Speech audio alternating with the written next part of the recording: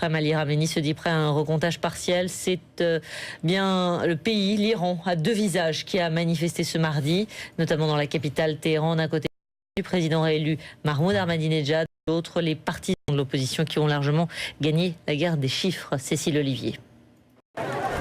Dans le calme, photo de leur leader à la main, les partisans de Mir Hossein Mousavi défilent dans les rues de Téhéran.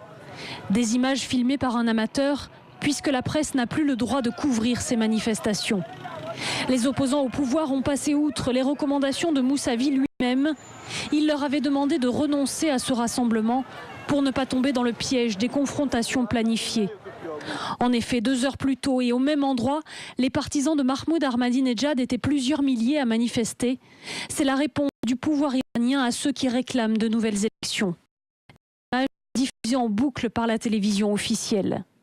Le risque, c'est que les deux manifestations se télescopent alors qu'hier, les anti-Ahmadinejad ont dénombré leurs premières victimes.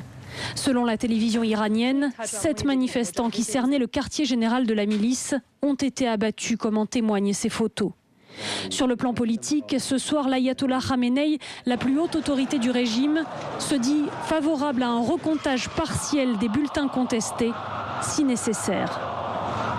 Et puis, comme lundi à la Maison de la Radio, des Iraniens se sont rassemblés ce mardi devant l'ambassade d'Iran, près du Trocadéro à Paris, toujours pour exprimer bien sûr leur crainte face à la situation dans le pays.